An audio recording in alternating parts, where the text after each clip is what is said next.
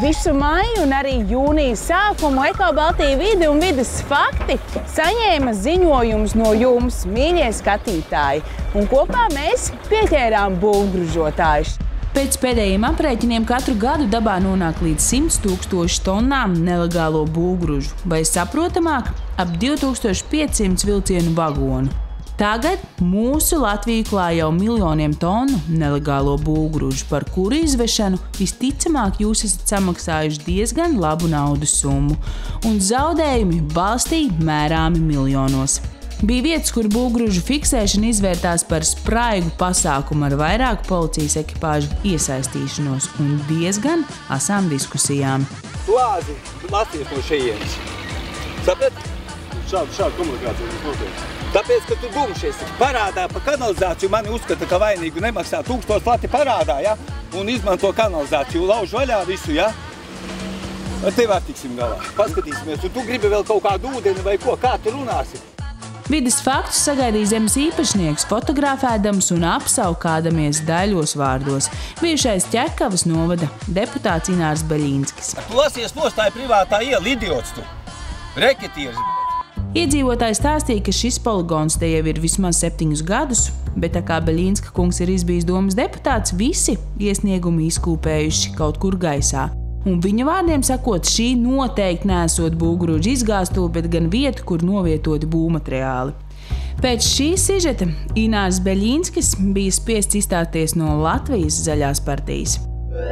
Tāpat pārliecinājāmies par pamatīgu robu likumā, kad jebkurš var rīkoties kā vēlas. Cernikavas novadā, kur Tauvas zonā izveidots liels uzbērums, par kuru novada doma ir lietas kursā un uzlikusi par pienākumu zemes īpašniekam šo vietu sakārtot un atklājusi, ka šāda ceļu uzbēršana un būvniecība nav bijusi saskaņot ar būvvaldi.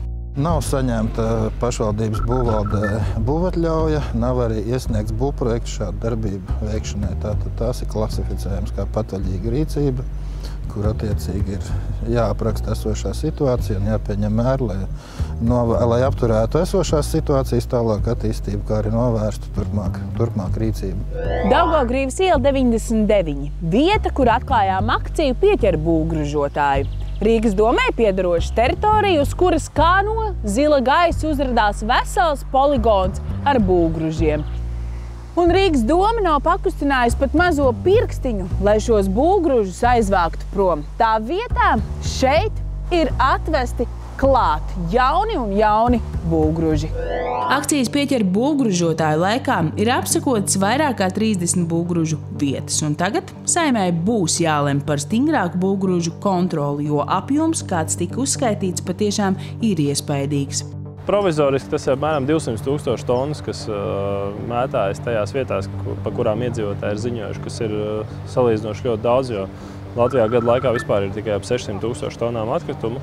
Un tā kā mēs esam 1/3 no būvgružiem atraduši mežā, kas līdzinās faktiski 1/3 gadā saražoto atkritumu.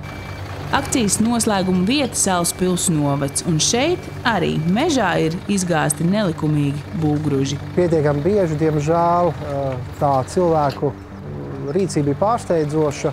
Jāatzīst godīgi, lielākos apjomos un apmēros bija sastopams pirms 5-6 gadiem, tā, kad notika pie mums celtniecības bums, un pēdējos gados ir vērojams kritums, bet šie gadījumi vēl aizvien ir.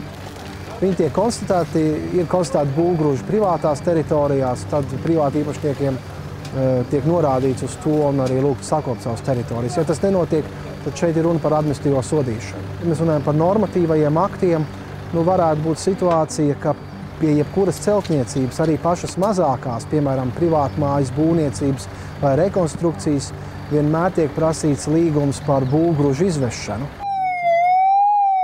Akcijā iesaistījies pats cūkmens, kurš, kā zinām, par nekārtībām dabā ir ļoti sašutis. Cīnāmies kaut kādā veidā. Es varu pateikt to statistiku. Pa pēdējiem 4 gadiem ir savākts tieši no Latvijas valsts mežiem kaut kas 8080 tonnas, lai būtu saprotams, tas ir 46 vilcienu vagoni. Pašreiz Latvijā nav sistēma, kas uzrauga būvniecības procesā radušo atkritumu pārvadājumu kontroli, un akcijas iemesli ir beidzot šajā sistēmā ko iekustināt. Jau tuvākajā laikā, tas ir nākamā nedēļa, mēs Tautsaimniecības komisijas apakškomisijā pie vides jautājumiem šos visus faktus skatīsim. Ja, un arī, es domāju, regulējums attiecīgi par uzraudzību, par pastiprinājumu, viņš arī neizpaliks. Grozījumi likumdošanā vai ir nepieciešami, vai tas ir nepieciešams ministra kabineta noteikumu līmenī, bet Tautsaimniecības komisijai ir jādod stingrs viedoklis, ko ar to darīt. Dienā, kad akcija noslēdzās, e-pastā saņēmām ziņu par vēl kādu iedzīvotāju prāt būvgrūžiem piegāstu vietu Carnikavā, netālu no dabas parka pie jūra, kur Gaujas palienas pļavās abās pusēs uzbūvētajam ceļam izgāsti būvgrūži. Sazinoties ar Carnikavas novada domu, uzzinājām, ka zeme ir privāta īpašums un būvvalde ir informējusi valsts vides dienestu, un pēc viņu sniegta atzinuma par nodarījumu vidē tiks sastādīts arī protokols. Šodien akcija noslēdzas, bet būvgrūžotājus mēs turpinām ķert.